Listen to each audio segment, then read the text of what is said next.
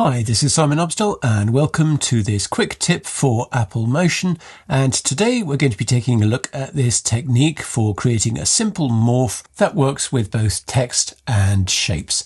So first of all we'll be doing this project and then we'll move on to this one. So let's get going. Okay, so for this project I'm going with 1920 1080, 24 frames a second and a duration of 5 seconds. And the first thing I want to do is come over to the library and just grab some shapes so we can set all this up. So I'm going to grab these shapes that are card suits, so club suit, diamond suit and spade suit. Let's bring those into this group here. And let's just arrange them left and right. So let's take the spade and move him over -540. Let's take the diamond and move that over +540. And then let's duplicate this group, right click, duplicate. So I want to mix these up. So I'm going to put the diamond in the center and then I am going to put the clubs over on the right. Oh no, clubs over on the left, I should say, -540. And the spade over on the right, +540. So now I think we're moving between two completely different sets of shapes. So, yep, that looks good. So the first thing I want to do is label these. So I'm going to call this A and this one B. And then I'm just going to keyframe their opacity. So I'm going to select them both. I'm going to come to 1 second and 12 frames on the timeline.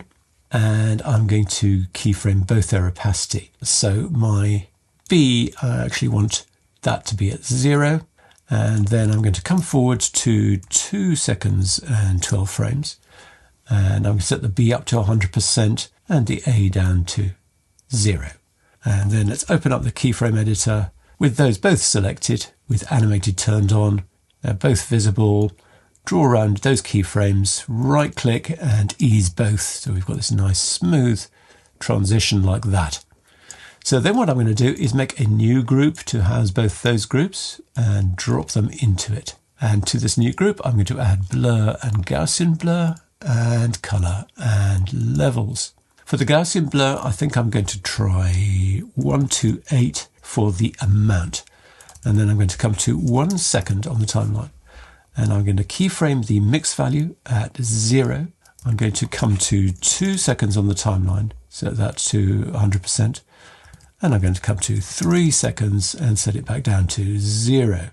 And again, we've got our keyframe editor open. I'm going to select that central keyframe and set that to ease both. So now with my levels, I want to open up the histogram, open up the opacity. So let's just look at the alpha here. And I think what I want to do is something like this. So let's have a black in value of, I don't know, 0.5 and a white in value of 0.51. So they're really close together. So now as we go through, you see we're getting this morphing effect because we're blurring it and then we are sharpening it up with this levels. If we didn't have the levels, it would look like this. But with the levels, we've got this nice sharp outline to our transition there.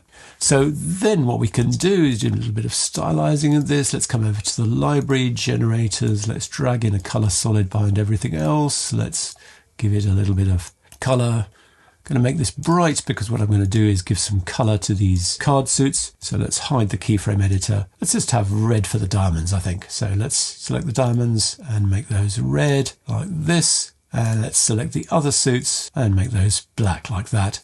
And then what we can do is we can select this group and we can come to properties and drop shadow. Just a little bit of a drop shadow, increase the distance like that. It's probably going to help quite a bit. And now you'll see that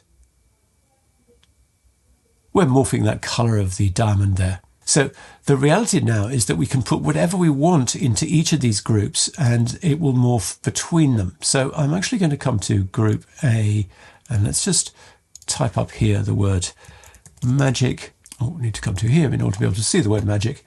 Let's center it up. Let's make it nice and big. Maybe select a different font that's going to work a little bit better. Let's center it up. Let's move it up to here. And let's then copy it. So right click, duplicate. Let's move it into the B group. Let's come to the second half here and let's retype the word and make that morph. And then if we play, you'll see we go magic, morph. The text morphs as well.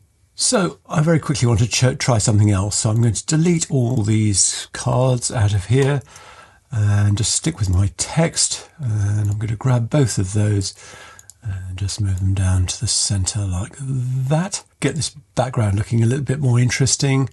Add a gradient here.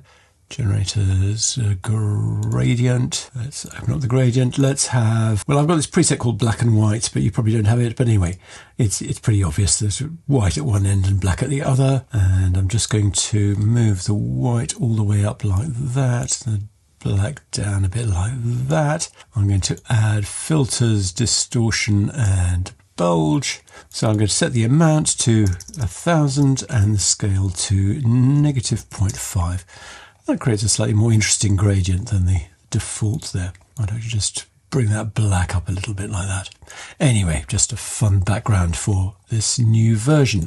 So I'm going to take this group that's got everything in it, and I'm going to add to it stylize and indent. And I'm just going to crank the softness all the way up. And then I'm going to duplicate the indent 1, 2, 3 times, and it's starting to build up some interesting texture. And then I'm going to add a blur and a Gaussian blur, set the amount to 32, and after that I'm going to add another indent filter, stylize indent, and let's just reduce the highlight sharpness a little bit. And obviously with our blur, we've softened off the outline. So what we can do is we can come to color and levels, and we can switch to alpha, and we can just do the same old trick of crunching it all together like that. So already it's kind of looking pretty interesting, I think. That sort of textural effect really adds to the morph, I think. And what we can also do is we can clone this group, right click, make clone layer. We can add to it a color and threshold, and then we'll set this group to add. And what that does is it gives us these nice bright highlights there. We can adjust that threshold just so we get the amount that we want, something like that I think I might go with. So pretty cool. And what I might do is I might take this indent filter here, the one just below the Gaussian blur, set its light rotation to 0, add a ramp behavior to it, have a start value of 60, an end value of 300, and an end offset of something like 36. And it's going to give us a little bit of movement in that sort of slimy goop.